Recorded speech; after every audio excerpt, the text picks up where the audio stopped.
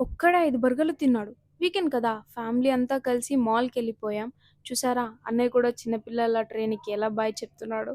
Mall అంతా తిరిగి time waste ఎందుకని సక్కా ప్లే జోన్‌లోకెళ్ళిపోయినామన్నమాట.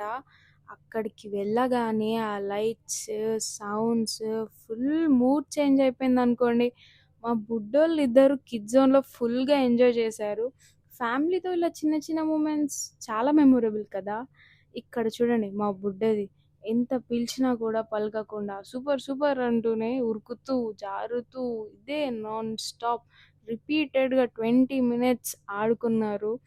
పెద్దోళ్ళు కూడా తగ్గేదేలే అంటూ అన్ని గేమ్స్ ఆడుతూ ఫుల్‌గా ఎంజాయ్ చేశారు. ఇందులోనే ఒక చిన్న కాంపిటీషన్ స్టార్ట్ అయిందనుకోండి. అన్నయ్య, వదిన పోటాపోటీగా ఆడుతున్నారు. ఇందులోనే అక్క, బావ కూడా కాంపిటీషన్ పెట్టుకున్నారు. ఇందులో ఎవరు గెలిచారని మాత్రం నన్ను అడగకండే. అన్నయ్య ఏదో మొక్కుతున్నట్టున్నాడు. ఓహ్ షిట్! గేమ్స్ అన్నీ కంప్లీట్ చేసుకొని ఐస్ క్రీమ్‌ని చల్లచల్లని ఐస్ క్రీమ్‌తో స్టార్ట్ చేశాం.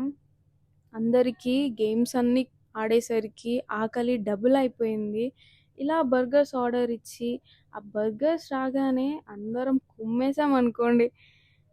ఇక్కడ చూడండి అన్నయ్య హ్మ్, హ్మ్, హ్మ్, ఎలా ఎక్స్‌ప్రెషన్ ఇస్తున్నాడో. ఫ్యామిలీ అంతా నాన్ వెజ్ అయితే ఒక్క వెజ్ పర్సన్ ఉంటారు గదా! అది మనమే అన్నమాట.